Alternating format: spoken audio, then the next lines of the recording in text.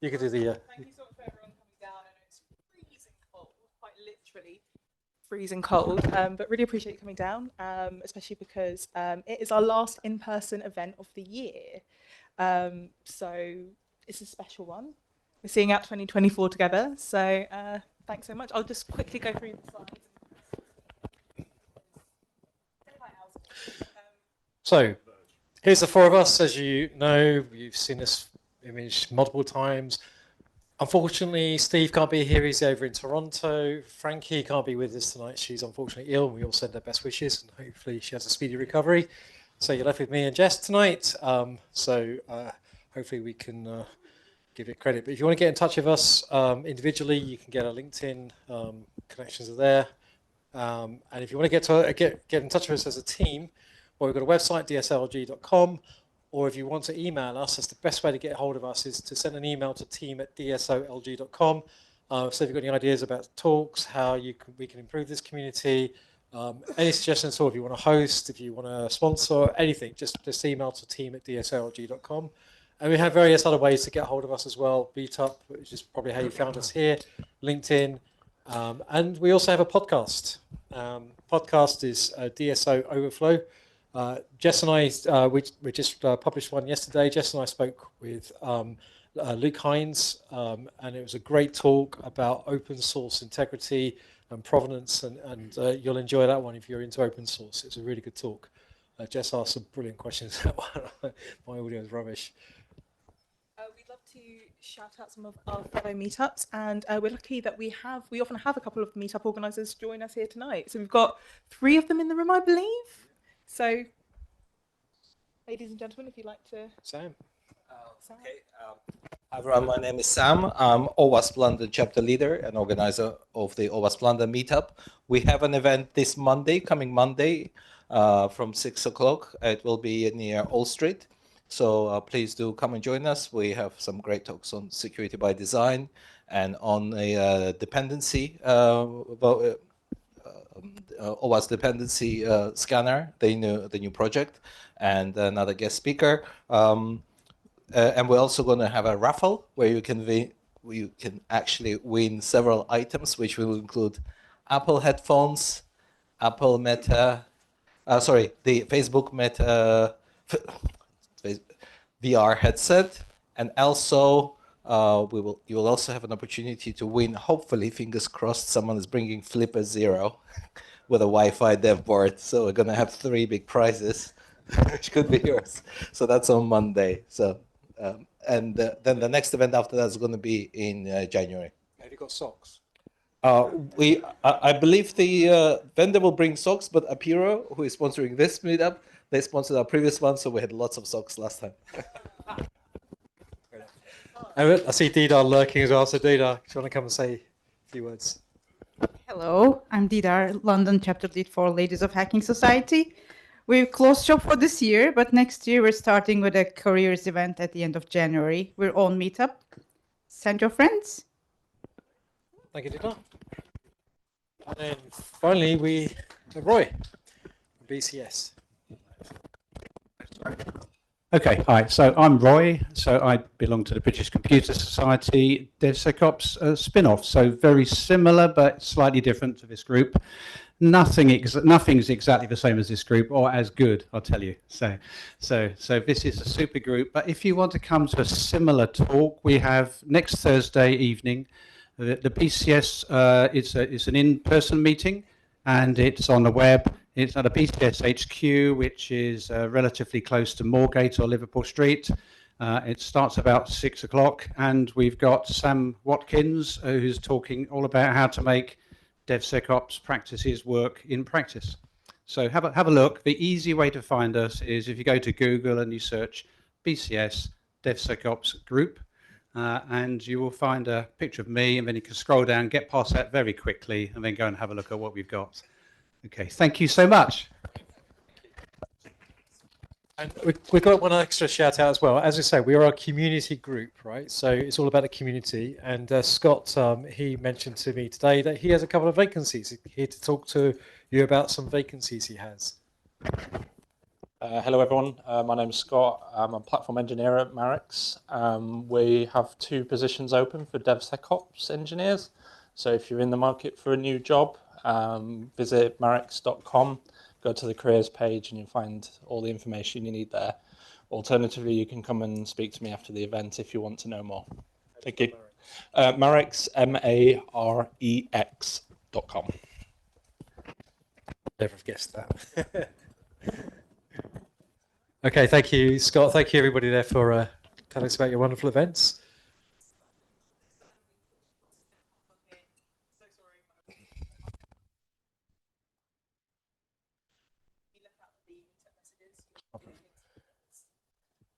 Right, sponsors. So we wouldn't be able to do what we do without our lovely sponsors.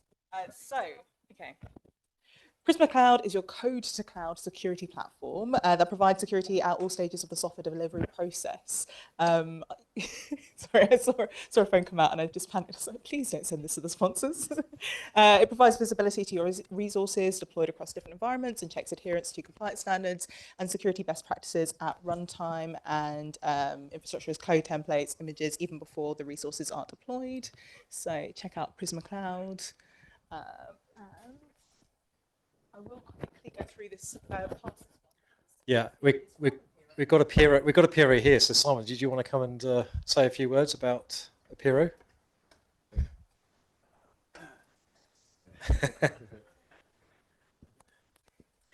You can read off. Oh, is it? Hello, folks.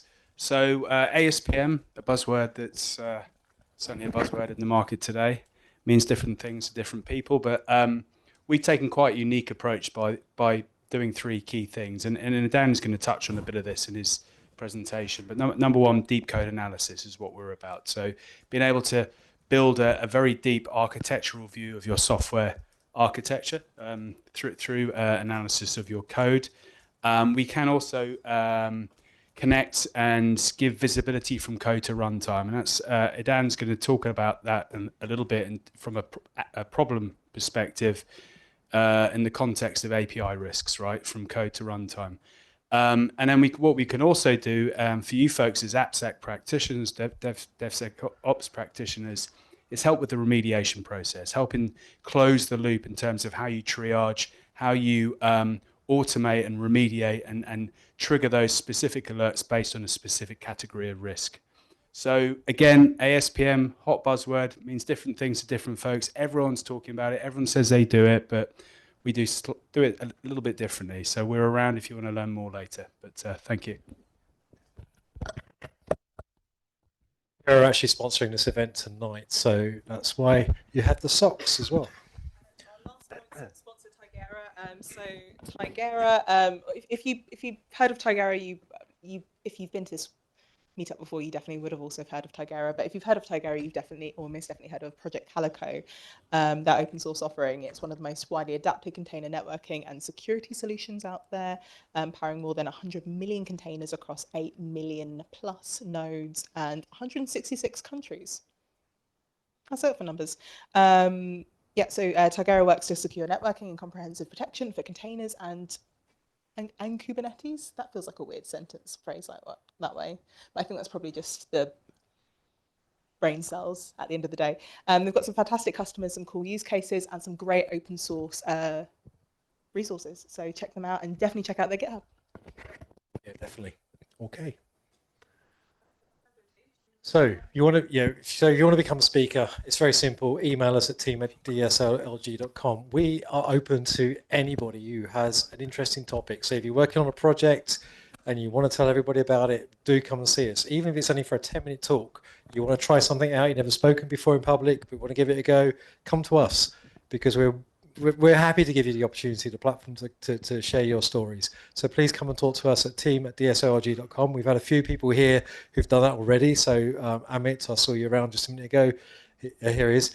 And Sam as well. They've approached us and said, can we do a talk? And that's exactly what we've done. So become a speaker, come and speak to us. And we'd love to hear from you. And save the date for so we said that this is our last in-person event, but we do have one more special event at the very end of the year. It's going to be virtual. It's cold already. Let's let's stay inside, let's stay toasty, and everyone's probably, you know, going to their special places that they'd like to be for December. So please join our, well, save the date for the 18th of September. We're kicking off around 7 p.m. just in case you are kind of going anywhere and want to travel back.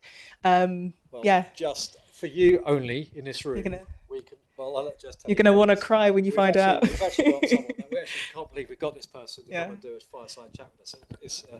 But go on, Jess. You tell them. Yeah, so we're going to have a chat between Steve Shiger, one of our organisers who's not here, he's currently in Toronto, and Marcus Hutchins, who worked on the WannaCry remediation efforts. They're going to talk about what can happen with, hopefully, privilege escalation of service accounts, how one compromised workstation can open up a whole bunch of issues once you escalate to the cloud or find a service account or a token that you shouldn't have. But I'm going to shut up and save it for the event and pass over to our speaker tonight. Yeah, that's awesome. We couldn't believe we got Marcus. I got to thank Jess for that because she approached him directly and he said yes. So onto our speaker tonight. So as I say, this is Apiro's event tonight. So we got Idan, who's here to talk to you. So a round of applause to Idan. Hi everyone. Can you hear me through the mic? Oh my god. Okay. Let's see if we can change the sensitivity of that.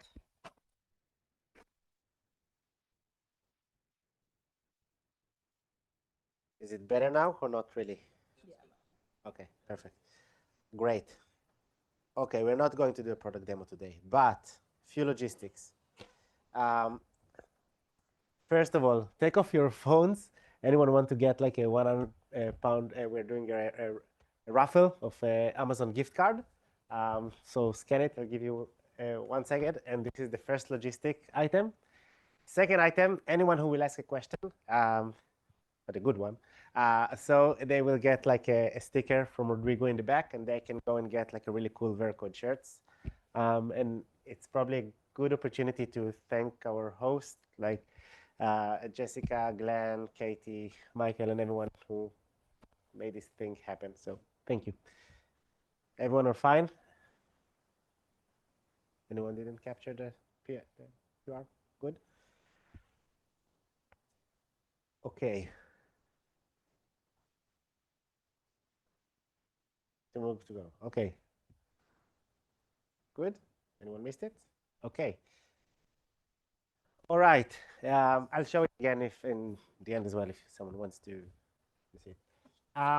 Today, I'll introduce myself in a second, but today we're going to talk about tracing API vulnerabilities from runtime detection to code resolution.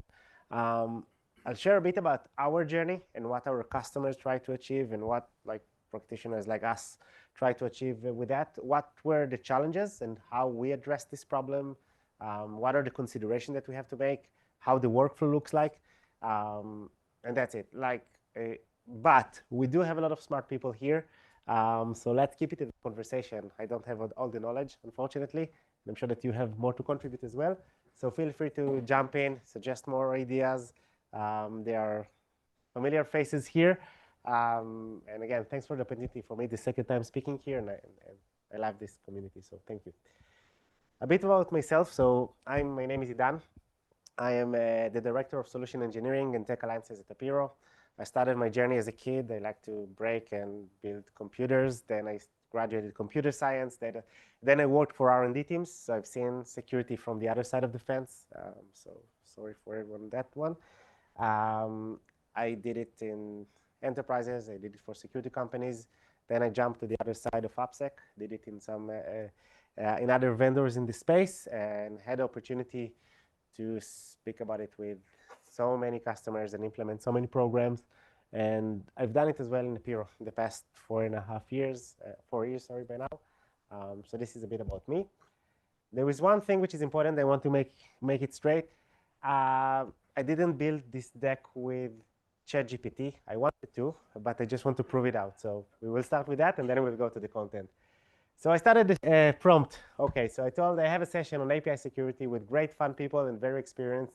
anywhere from information security and DevSecOps. ChatGPT, okay, good luck. Me, I need a joke.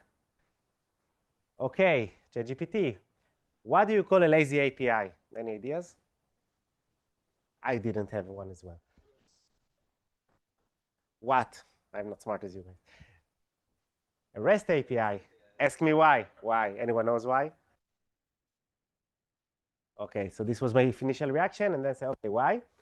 Because it's resting, waiting for requests. But with that segue, you can not trust the ChatGPT to build that content for you. I validated that part, and now we can move on to the real stuff. So why we address this problem? Simon talked briefly that we are an ASPM player. From our perspective, it's all about connecting the dots from the design phase through the coding phase through the runtime phase. As an AppSec and as DevSecOps, everyone are trying to achieve the same. They're trying to build an inventory and having some sort of like a continuous risk assessment on their code base and on changes and in order to automate and I guess to ease the amount of time that you spend on manual reviews and questionnaires and compliance requirements. The second part, and I guess we all of us experience it on a daily basis, is how to prioritize more effectively vulnerabilities. Which one we should go and fix? Where are the ones with high ROI across everything, right? From infrastructure risk to application risks. And again, it's everything about reducing I guess the mean time to remediation and fix and reduce the risk on our applications in our responsibilities. And the third piece is probably this is the advanced layer that everyone wants to be in, is how can I automate the entire process and put the right guardrails in the right place. When I give a task to engineering owner, to someone, I don't need to convince him. It already went through the triage process. I know that this risk is being deployed or it's internet exposed or it's important to the business from whatever reason, and prove to my managers that I'm able to remove the mean time to remediation. But it's very hard to achieve these goals if you don't know how your applications look like or how your software architecture look like, where your APIs, which one is deployed, what is the data classification of your code, and you put a lot of efforts, manual efforts, by the way, in order to get this knowledge done. So one of the things that we said that will be very beneficial from our standpoint of view is the ability to start and correlate between runtime assets in general to the code, generally speaking. More specifically, we double down in this journey specifically about APIs. Why? And why should we care about API risks? Probably this is like the most redundant slide, but let's go over it because I think it will set the scene. In the end of the day, APIs are still the fastest growing attack surface. They are still on the rise, and vulnerabilities and flaws causing like major breaches and headaches to all of us, I guess, on a daily basis. I took some data points from multiple different vendors that have applied some researchers. This one is from Akamai specifically, who sees a lot of traffic in the world. And a couple of things that they've seen, and would love to get your thoughts if you agree or not, that 84% of their respondents experienced some sort of like API security incident in the past 12 months. The average cost by country, you can see the numbers. Relatively high. Of course, it's not about triaging and assessing a specific vulnerability. It might be including a new tooling in place, or it might be put it on pen test or getting a consultant from the outside to help manage the problem, investigation, etc. But in the end of the day, if you think about the core problems that are sitting here, almost every organization has a very low visibility where their APIs sit. We all agree that probably extract some Swagger files from the code base or getting some config files from the gateways is something which is fairly achievable, but it's a small portion of the application. Usually that part of the application will be very well documented, but usually those are not going to be the APIs that attackers will seek. Those wouldn't be like the UI APIs, not speaking about shadow APIs. So this is like a real blind spots for organizations. So even if you want to address this problem, there is a visibility problem. The second part, anyone who's been in AppSec probably knows that. You have an incident, it changed your day, you now need to manage everything. I have friends who called me like in late Saturday night and told me, oh my God, someone from the leadership called me and asked me about a new vulnerability that he read in the newspaper, and now I need to do an analysis in my environment. So it creates stress, takes you, do some defocus, and that's it. The existing practices of having, for example, dust scanning and some pen tests, some bug bounty in place, it's still scant, right? Like in the end of the day, it covers a small portion of all of your APIs. So this is the problem. Generally speaking, I'm sure that I not need to convince you about that part. Now, just to give you one example, there are tons of them. I guess each one of you can bring in more. Trello data breach, I think it was 2019 or 20. All the user email addresses and usernames were exposed through a misconfigured API endpoint. I intentionally took only the public data because there is some private one and I didn't want to put it here. But in the end of the day, there was a misconfigured API that allowed to pull all the user database. So this is a problem for the company and of course, can impact the stock, etc. I think it was before they joined Atlassian. Okay, so let's talk what we said when we tried to address this problem is to say, hey, okay, so how can I go and secure my APIs? Think about an API as an end-to-end journey. Usually we think about APIs, okay, API got deployed, now I start to get results or got built or it's in staging. Now I can apply trigger my dust scanning. Now I can go and potentially send it to my pen test or maybe get some runtime monitoring. So this is one approach. And probably for the more advanced one, some of them can also catch before the build or pre-production, if you'd like. We're still under the same assumption that the earlier that you catch risks, the cheaper the fix, and I guess the more harmonic the fix, right? Like if I'm able to tell my developer, hey, you know what? You're about to introduce a new service that going to add like a new payment to manage payment. Let's make sure and let's have a discussion. What are the security controls and the security frameworks that you're going to put in place?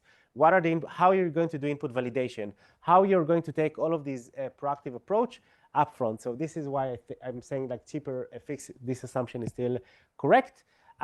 So essentially we can go. So there is a question. Okay, so when we can go and start in fixing API, or where should I go and put those gates in along the way? And essentially it can be in the design, as I said before, with this example. It can be, of course, in the code. So I've placed a design. It's well documented in Confluence, wherever. And now I have my code. I have my API defined. I have the framework set up. I've used maybe the right annotation. Maybe I missed them. This gives me the opportunity to run code review. It gives me the opportunity to catch, to understand whether I have API, some vulnerabilities in the flow of an API. And of course, I can also like maybe understand which dependencies are being used and whether there is an opportunity for an attacker, example like log4j, to get an unsanitized user input, etc. And of course, there is the runtime, right? Like now I want to monitor the traffic. I want to get the payloads. I want to see that no one is sending like malicious risks so far. So this is, again, everything is still now just by framing the problem. Any questions so far for anyone? That makes sense? Okay, free shares, I remind. Great. So let's talk in a bit. If we are looking in our data from an API risk standpoint of view, what fits my API risks and what are the challenges with each one of them? So if you're speaking about pre-production, so I have my SaaS tool, right? It finds tons of vulnerabilities.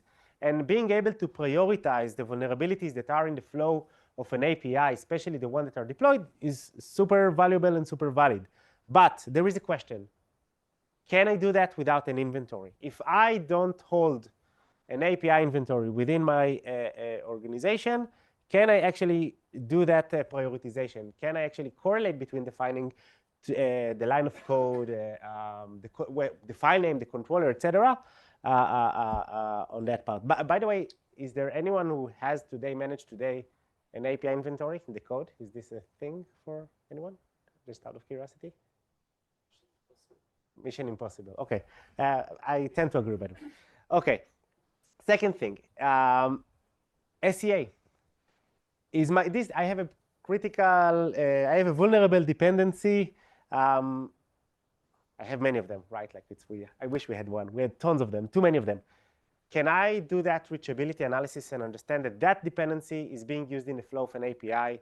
That it serves some specific, some critical area in the flow, or even not critical from that perspective. Again, we get to the same problem. A, we need to have reachability analysis. B, we need to be able to link it to the code flow. The third piece, which is probably the most accurate one, running security review. I got a change. I was able to catch it in the pull request. I have a very strict policy. But how does it scale? Think about the number of commits that you have within the code. How can you actually go and catch that commit, understand there is a change of an API, that this is a significant change or a material change, and going and do that review. So this is the first problem, but it fits my API risk, right? Like in the ideal state, if I could have correlate each findings to an API flow, that would be amazing, or even an SEA, that will help me to understand, if we are looking on things from a risk standpoint of view, to score, to give more points to impact, I guess, in the risk equation. The second pillar, okay, so what happens after the build, right? So we have Dust. Dust, I guess, and API security and pen test, they are the same problems. Maybe pen test is a bit different, but let's start with Dust. So I have an automated tool that potentially gets a Swagger file, maybe try to explore some endpoints, and it starts to send requests and try to identify the blind spot, not speaking about the cost of operationalization of every Dust project, right? You need to understand what is authenticated. You need to fit it with the routes, etc. But there are two questions that arise from it. A, do I have blind spots? Do I have like a visibility to all the APIs that I have? Can I identify all the shadow APIs that I have within my environment? B, assuming that I found a problem, this is a compiled application. Who owns the risk, right? I have a microservice application. I found multiple different problems. Sometimes it's easier, sometimes it's more complex. I'm sure it depends on the architecture. But identifying the owner is problem. It's a bit easier than API security because it's still in the build phase. You have more understanding. Second problem, API security, right? Like it's a new market, arose, I think, in the past couple of years. Try to solve the same probably problem. Monitoring your traffic, essentially. Able to identify real-time alerts, so you can go and close the loop fast with your SOC teams. And it also finds like findings, right? Like areas that you don't have authorization, areas that you don't have input validation. And there is a question like, same thing, do I have blind spot? All API securities solutions relying on monitoring traffic, meaning that now it's running for 30 days, 20 days, depends, of course, on the vendor, or even more. And then it starts to populate that inventory. One thing, that inventory is accurate to one extent. If that route is there, it's real, but it still misses the blind spots, which usually this is the area that attackers are trying to get in. And also this even goes beyond, because who owns the risk? Usually the problem, you have a set of findings. Sometimes you might have the same API deployed on multiple different regions, that all of them need to be routed back to the same engineer and to the same business unit to go and fix that once. So who owns the risk? How this risk can be addressed with high ROI, finding those areas that you can solve many things at once. And this is another problem that I guess this thing arises. Last pillar is pen test. We all like pen test. Sometimes we never have enough budget to do enough pen test. And so we're doing them periodically. And then there is also, it's still like a resource extensive task. And the question usually with pen test is coming like as a PDF. How can I add it to my engineering workflows? And how can I measure the time to remediation? So these are the things that feeds my API risks. Anything to add on that? Any questions from anyone? Great. So let's talk a bit about the disconnect. And again, this is just to summarize what we've talked briefly. So if you are coming from the code, and by the way, what we've built in Apiro, and I will share it in a second, we have built a way to learn code, software architecture, build a complete API inventory in the code.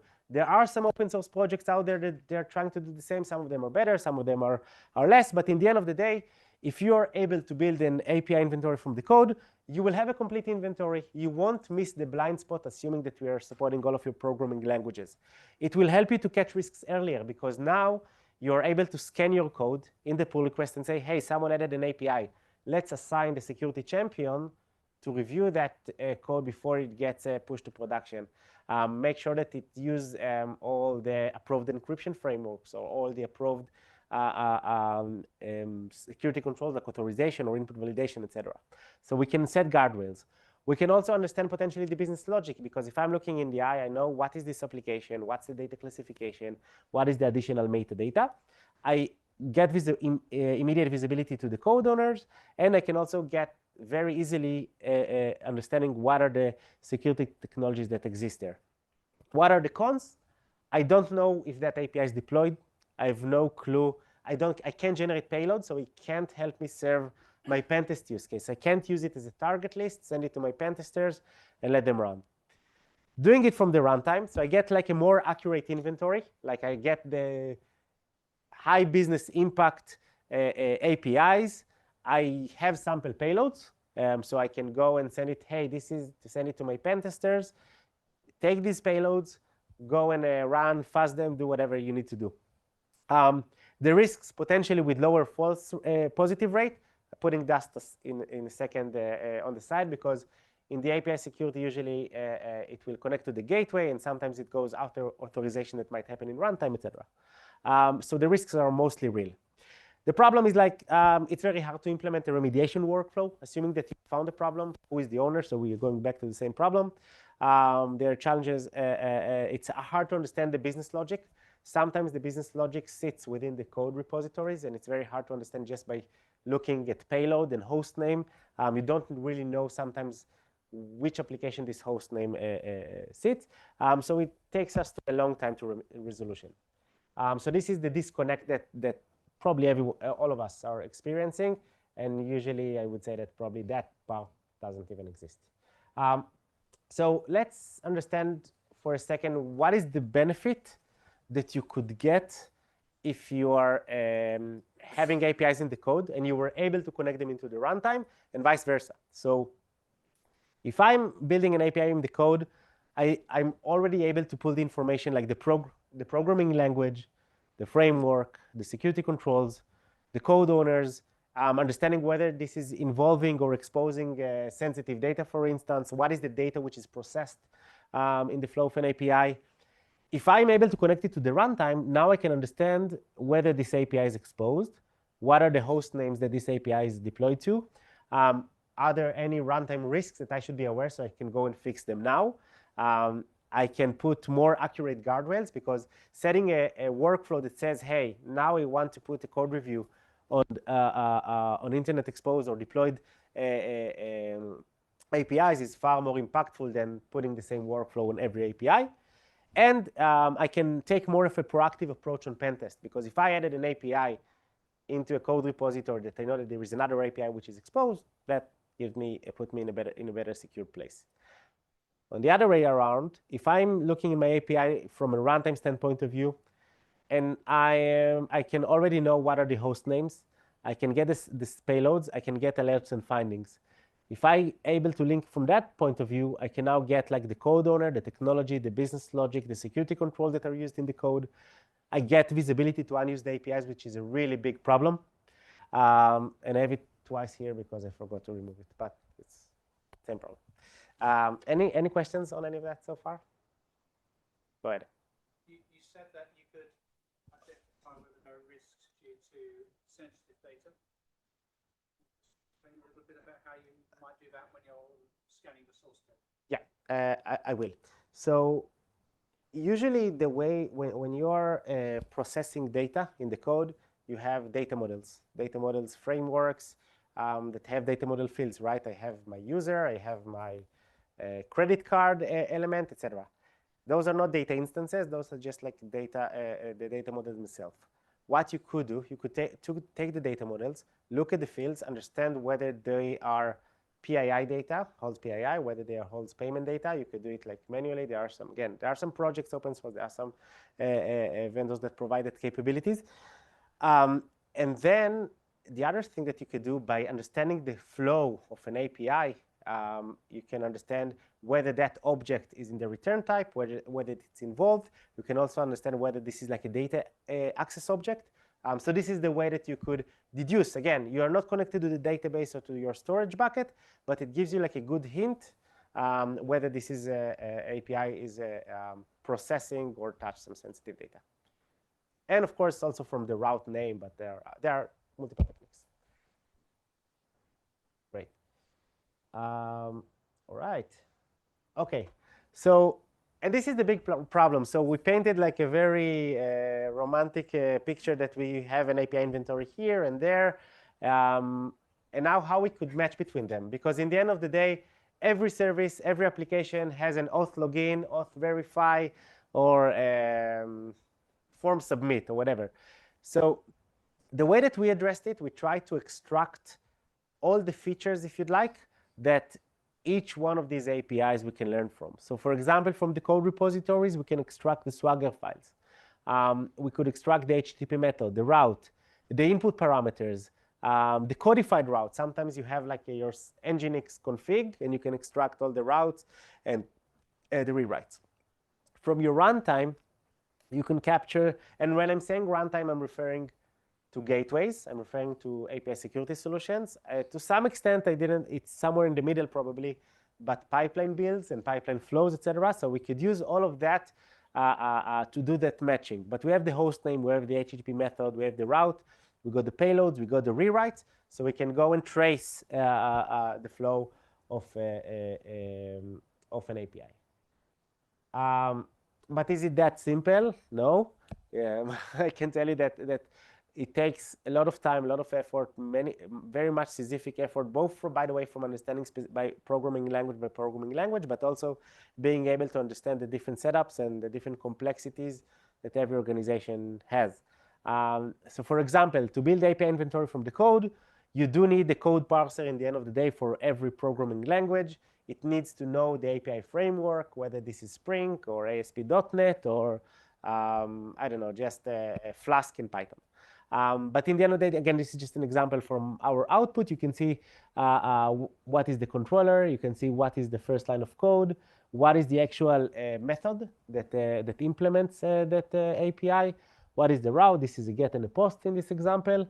And you can see like what are the input parameters that you get. So again, taking all of this data and start to match it with other stuff is one way to go and use it. Second thing is connect to gateways. In the end of the day, it's complex, right? Like if you need to go and connect to every gateway that you're having, this is a complex task because not all APIs are exposed via gateways. There are different setups. So this is another challenge. And the third pillar, which in the end of the day really helped us to take our matching rate, I think today is around 70%, something like that, is trying to leverage LLM in all of that.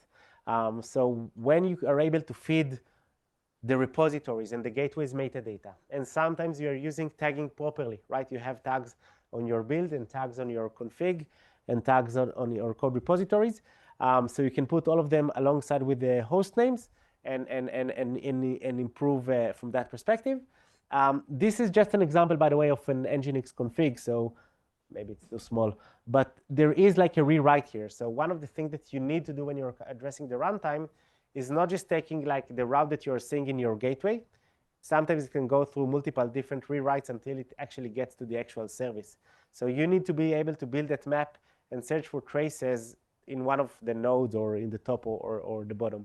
So these are some of the techniques that we used to achieve that. Any question on that? Yeah.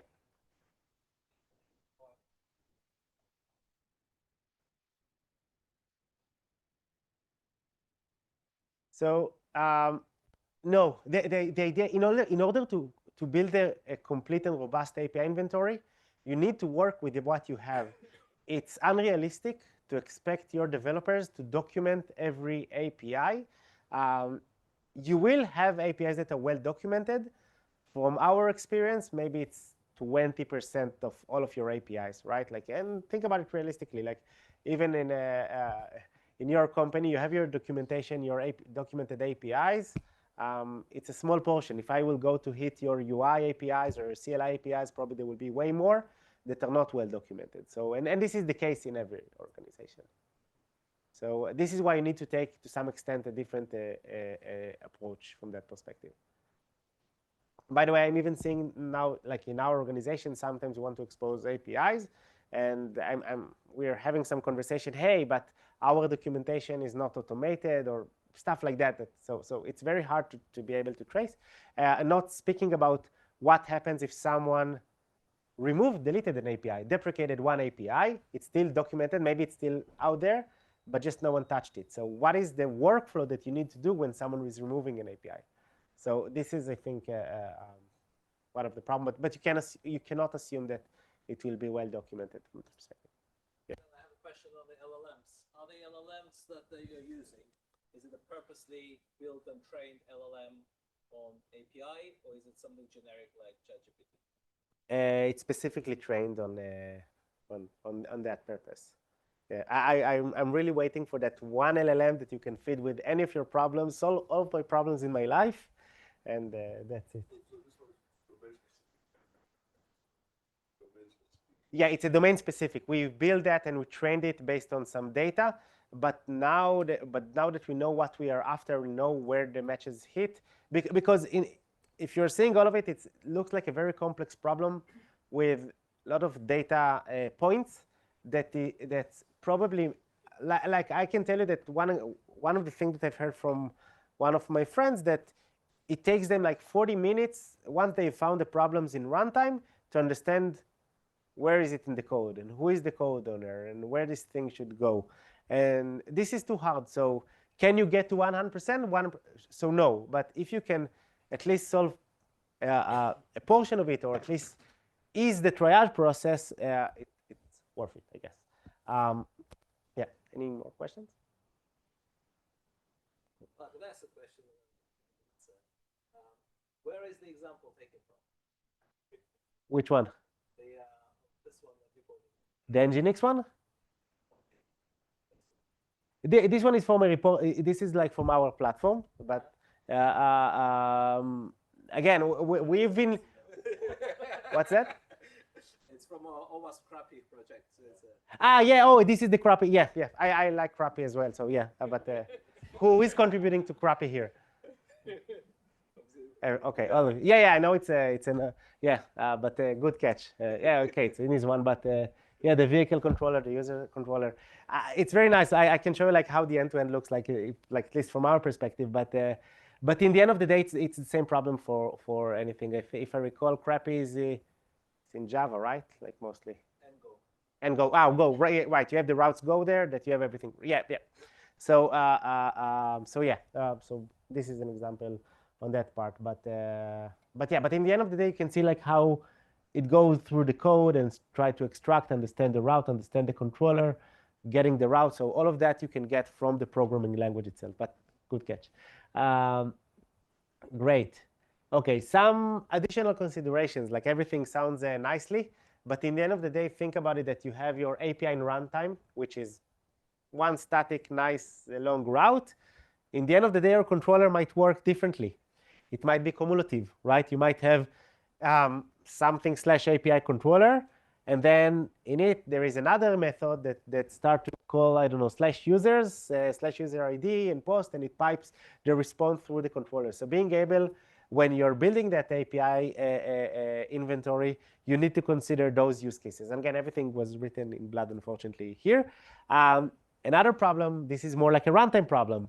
Configurations can come with wildcard, right? Like anything that comes with asterisk, send to 10.0.0.5, whatever. And then there is another problem. I said it in the beginning, every service has like auth, login, logout, health check. You can't match based on these routes. You need to find their siblings and match them, and then deduce which auth goes here.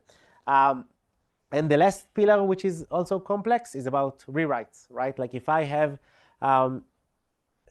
API v3 submit, but in the end of the day, or payment submit, which is translated, go there. So you need to understand that map in order to be able to trace fast when you have a problem. Another thing is, again, the usage of tagging, trying to analyze CI/CD logs or CI/CD flows is another route that you could take to improve the matching. Again, everything is trying to get the matching to the best we can. Again, under the assumption that you can't control the way that developers are developing their APIs. So I guess just as we are getting to the end of it, I just want to show you how the complete workflow looks like from some of our users and like the way that I've seen when it's working well. So in the end of the day, you have the change request. We talked about the ability to catch things in the design phase, but this is usually less frequent. Then when that goes, it's being translated to multiple code changes, but one of them is going to be API added or API changed or API removed. And I can set up a workflow that does different things in different stages based on that change. So for example, in the pull request, I can go and scan that code and say, hey, someone added an API. And now I can run a code review. So I can assign my the security champion or architect. I can make sure that there are security controls, authentication or input validation, authorization. And sometimes there might be slips. Sometimes it may raise architectural question because there isn't even any technology in that code repository. So I can go and drive that conversation. And sometimes there will be just a miss that that particular developer didn't put the right annotation or the right middleware, whatever way that you're doing it. I can also understand the data classification, so I can plan ahead, understand if I need to put it on the pentest backlog or something like that. And I can also understand whether this is like an exposed candidate based on my link to the runtime, if you remember. Then we're going through the build and the test. So in my test, I can run a contextual pentest. One of our customers, he had an initiative in the gaming industry. They said, we want to have a process that runs pentest not twice a year, every moving between studios, and every couple of weeks. We want to build them a backlog of all the changes so they can go and run a contextual PT instead of just like going all over the place. They tried to document it with engineers to go through the backlog, but it didn't work because if anyone here was a developer, I was a developer. Sprint +1, I forgot what I've done a day before. It's old news. So this was one problem that you can solve with that. And then it goes through the deployment and the monitoring. So you can identify your blind spots. So now you can go and monitor all of your assets. You can run a faster triage because when you're finding a problem in a runtime, you can automatically correlate it to the business unit risks backlog. B, you can very fast identify the code owner. You can very fast understand what are the controls that exist either in the gateway or in the code. And of course, open the remediation ticket automatically. So this will be like the end-to-end workflow of that. And I guess before I go to the lessons learned, but any questions on that part from anyone? Yeah. One step before. Okay. You talk about the API top 10, right? Main, the top is Voila. Yeah. Function level. These are indicating towards main risks due to the business logic.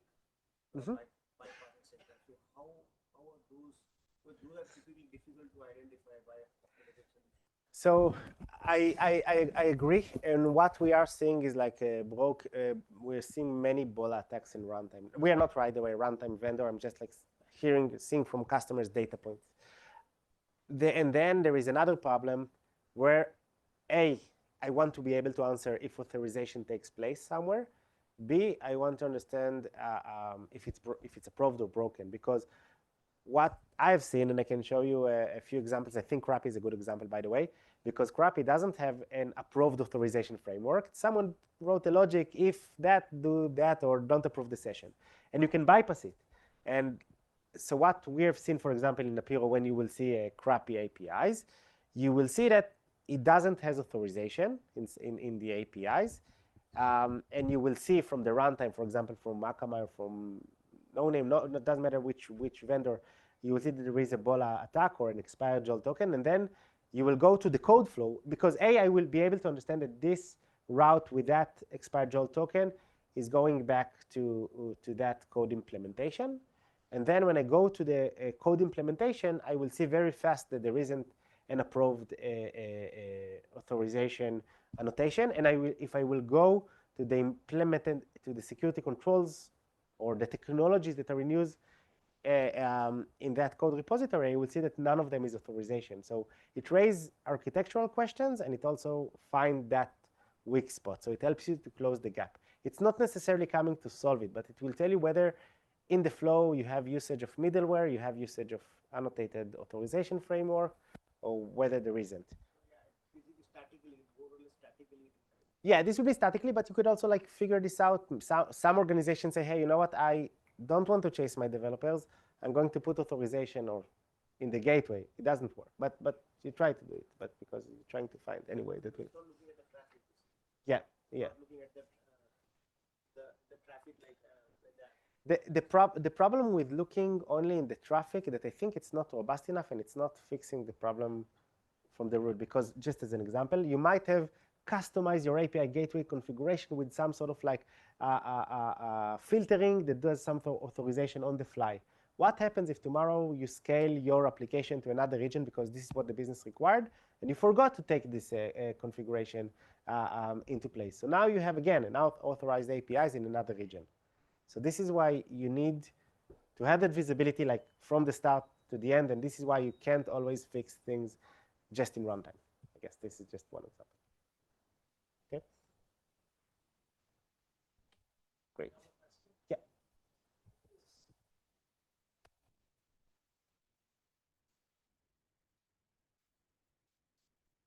So do we want to do a product demo? I'm happy to. Like this is, I'm doing it all day long, but let's do it. But let's do it like quickly, just to show you, just to give you like a sense how it looks like. Sorry, what was the question? How does Apiro can help with some of this process, or how we are helping with the remediation process and how it looks like. So I'm going to do it very quickly. We connect to the source control manager, and once we have done that, we are able to build an API inventory automatically and profile that code repository with every new code commit coming in. So for example, looking again at Crappy, looking in the develop branch, I can see it's a public one. I can see what are the top languages, Go, Java, Python. Sam can validate and say if I'm lying or not. We can see how many active developers are working on that environment that pushed commit in the last 90 days. We have an attack surface summary. We can see that it has sensitive data. It has encryption in place. It has some authorization in place. Not that good, but it has something. It has APIs, etc. Then going a bit further, we are building an inventory, identifying, mapping the software architecture, so I can understand what are the APIs, what are the sensitive data points, what are the web service technologies, what are the security controls that are implemented. So think about it like as an SBOM with classification. So again, if I'm coming it like as a product security, coming to it from an outside, trying to understand what I'm dealing with, I don't need to go and ask the architects. I'm just looking. I get that visibility. And then going to the story that we had talked in the past hour. So we have here like all the APIs that are identified from Apiro. So just yes, of course. Okay, I hope it's okay. And then let's take one example. Let's take this. Let's take something that is also already matched. So I can see that we have this one, the post comment. I can see that it's routable, and I can see that in this example, it's also, I found this endpoint in Akamai API security. I can see also it's deployed, and I can also see that it's public. I don't see if it's managed sensitive data or any that sort of thing. But when I drill down, I can see that it's written in Go. I can understand what is the code module. I can see what is the matched endpoint, who is the contributor, who is the person that actually introduced that risk. And so this is from a matching standpoint of view. But now, when it comes to the remediation flow, and then I will touch on two different use cases. So when I ingest like all the runtime alerts from Akamai, so I get everything into one place. So in this example, I think I have here in the Crappy one, I have on the auth verify, we have found that it doesn't have authorization in place. And my API security solution found that there is like a acceptance of a JOL token, an expired JOL token. And I can go to the scan, and from a remediation standpoint of view, I can go and understand who is the owner. I can open a ticket to the right team, to the etc. And what I've said about guardrails, and this is probably here where I'm going to stop, is that I can go and hook into the pull request and say, you know what, whenever someone adds a new API or change the logic of an API, or maybe just added a new payment data which is involved in the flow of an API, I would like to comment on the pull request. Wouldn't make sense because this is the desired behavior, right? This is a significant change. but I would like maybe to assign my security architect to review that piece of code. Maybe I would like to get a notification, or maybe I would like just to do for my applications some sort of like periodic target list building. So everything boils down together if you're able, A, to understand how your code is being changed, who is changing it when, and if you're able to understand what are the routes, what's happening in your runtime, and link between them. So then you can get faster decision making. Again, it's not solving everything, it's not automating everything, but it gets you closer to achieve more with the teams that we have, which is #1 problem, right? We never have enough people in the team. I guess this is it. Does it answer, Pedro? Okay, great. Yeah.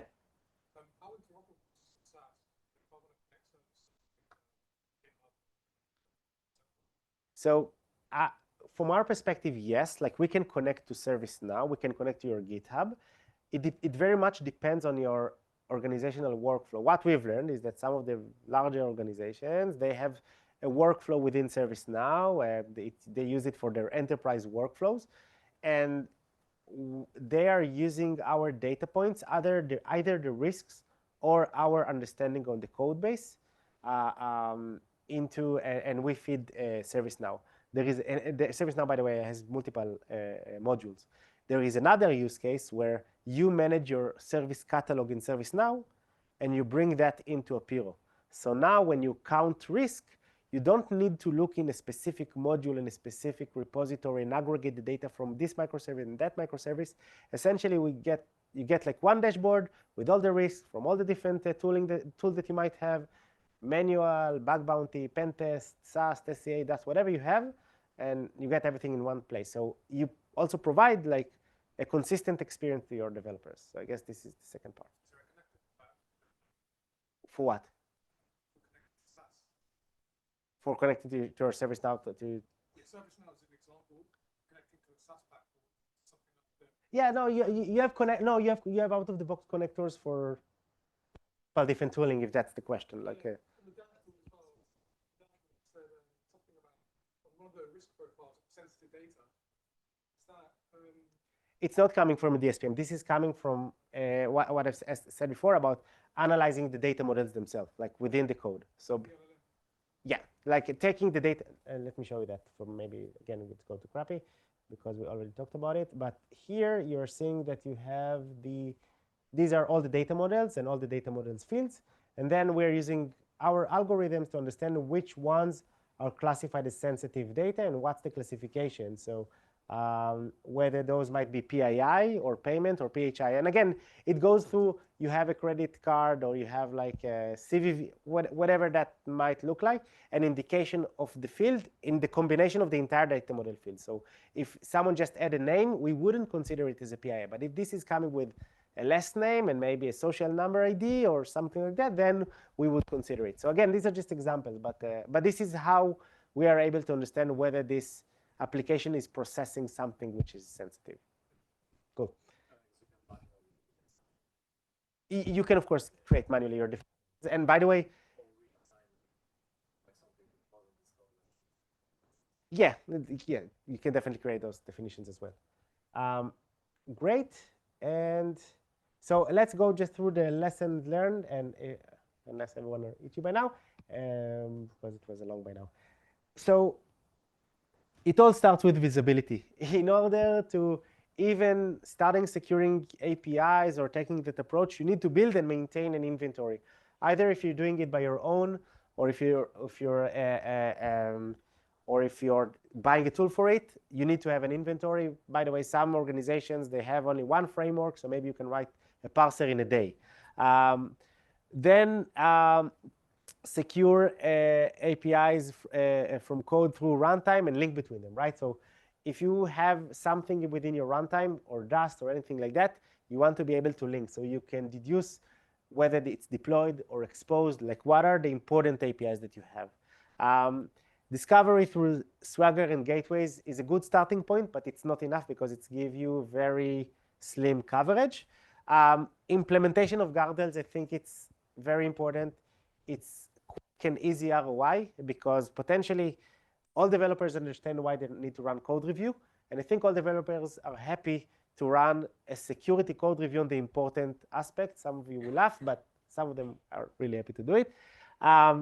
Then it helps you to give the ability to set up like a remediation process with tight SLA for runtime alerts and findings, because things that are discovered in runtime still more important than things that are discovered in code, because they have impact now on the business. So being able to set up a remediation with SLA that engineering teams are committed to. It gives you the ability to contextualize your pen test efforts with data, because from my perspective, pen test effort can be something which with high quality. If you give them the right target list, they can bring you very good and accurate results. Unless you just give them an application. Yeah, you haven't been here for a year, so just go and figure out what's going on. Bug bounty for critical areas. I guess that the most of you anyways are doing it. But this is fine, because usually people will be engaged to tell you what are the critical areas. This is important, and this is important probably for anyone. You need to measure what's the mean time to remediation. You need to compare it between teams, between business units and applications, so we can create this hidden competition within the environment and show, hey, this team is doing better than that team. And again, use it and use it for your own team KPI. Alongside, of course, to count the overall number of risks, the reported false positives, so you can improve and learn over time, because nothing is perfect. And of course, the number of incidents. And we started with REST, but there is more, right? Like we have some organizations are more focused on the GraphQL, some of them on gRPC, serverless, and more. So consider those as well. Understand where your business is leaned. Not everyone are doing REST, and consider that. And that's it. And again, the one metric that we usually show is that in the end of the day, we are trying to improve security and improve the development velocity. And while that sounds like an anomaly, you are able to get there. So some people can vouch for it, but I think if you're doing this right and you're triggering the right process at the right time with the right data, you are able to improve the development velocity, and then everyone are happy, and you're getting more points because we're able to improve the security. That's it. Questions? Can you use this to use elements? In other words, enumerating users who have access to permissions. So you could do it. I'm trying to understand if you're coming from who can change the API from the code level or who can access it from the outside, because those are two different. Sure. Well, so the first one we can. For the second one, I don't think we can. This is usually, I guess it's more like a config rule that you. I'm trying to think technically how to do it. But the second one, we specifically, again, Tapir don't cover. I think runtime solutions probably are in a better position to do this mapping, because they get the raw data of which user access to what API. But I don't know if this is like the true set or this is the anomaly. So this is like the challenge. Yeah. We have a UK office. We have a few folks here and there. Yeah.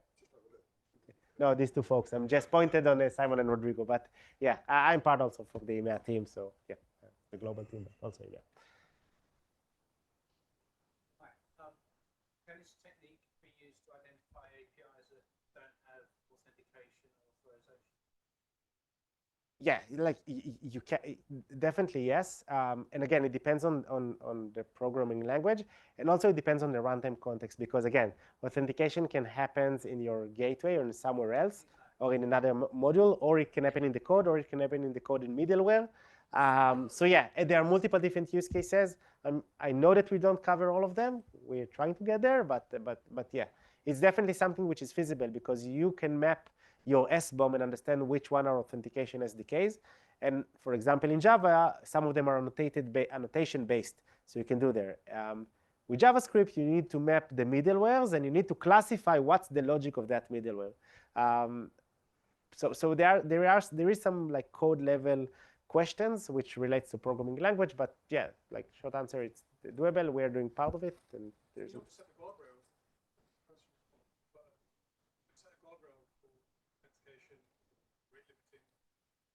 So rate limiting, I haven't seen this implemented in the code. You correct me if I'm wrong. Usually those will be implemented in a WAF.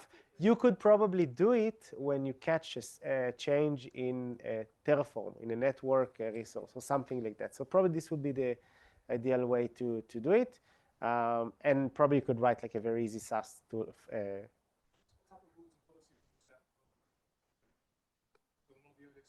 Yeah, so you could catch anything that you've said, but you could said what we have seen that is working is that someone added an API in a service which is exposed, or someone changed the logic of an API, remove sensitive data changes, like if someone did sensitive data again in flows.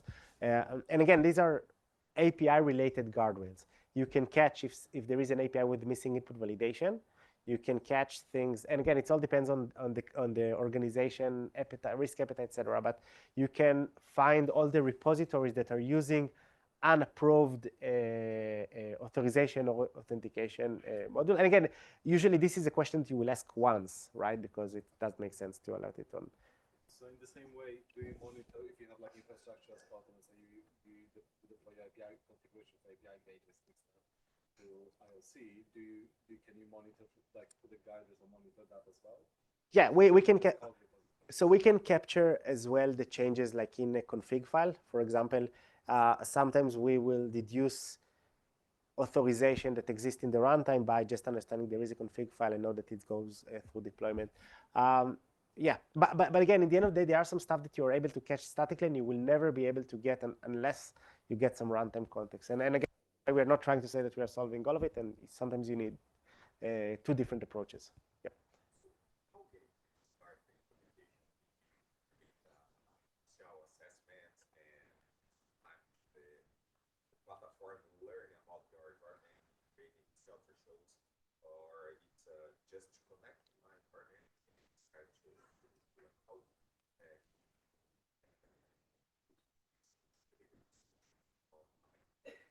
Okay, so I think so. It depends what tool do you have. I can say that when some of our customers start to use the platform, so they on board with connecting to their Git once, and then we initially give them a complete API inventory. So now they know which code repositories has APIs in them. What we still don't know, which ones are deployed, which ones are exposed, etc. Then we can go and connect to two different places, to your Kubernetes clusters and understanding the topology. Today to the cloud, but initially if you have a CSPM, you have the data in the CSPM. So usually what we have also learned is that most organizations identify their cloud as their crown jewel and will already have some stuff in place. If they do, we will get the data from the CSPM because I know how the topology they know how the topology looks like there. I can do that. I can understand which containers have an ingress or a service on top of them. And I can also, we talked about today on matching of APIs, but the same applies for matching between containers to the actual code module and code repository that builds that container. So then by having that matching, you can also deduce any API that exists in that module is exposed. So this is another way that we've seen that people tackling that problem. So just by, yeah.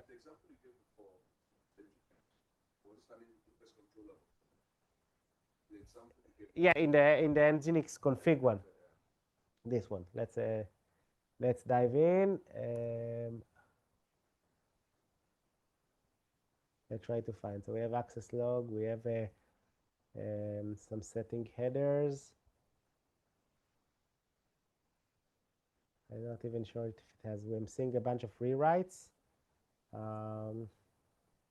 Maybe this one. No, in this one I don't see like an authorization. Don't maybe you see something else, but this is some basic validation, but it's not like a authorization that goes through all APIs. And usually authorization is problematic, right? Because it depends on scope. It depends who you are as a user, and each route needs to be handled differently. And in the end of the day, people don't go and update that file, right? Like it's nice lab exercise, but in the end of the day, you just add API and move on.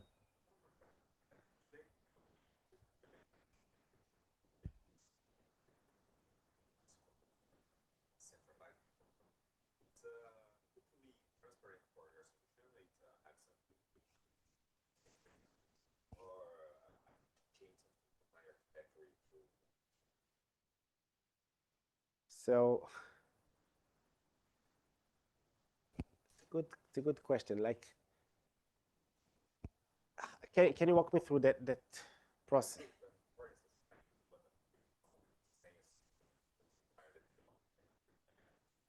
Mm-hmm.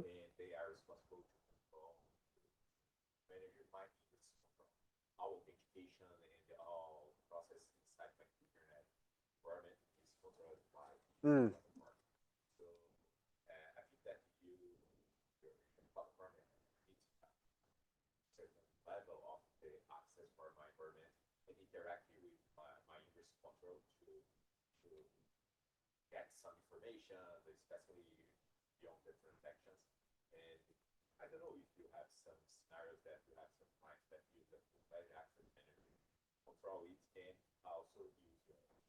This is a good question. I'm not even sure. I don't know how if we are supporting this specific use case.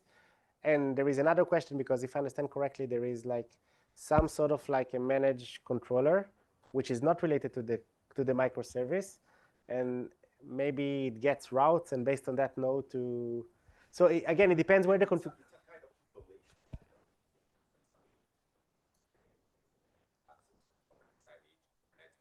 Yeah.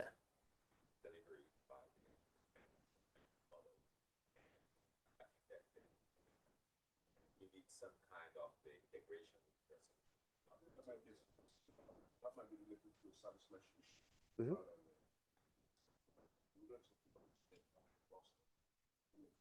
Yeah.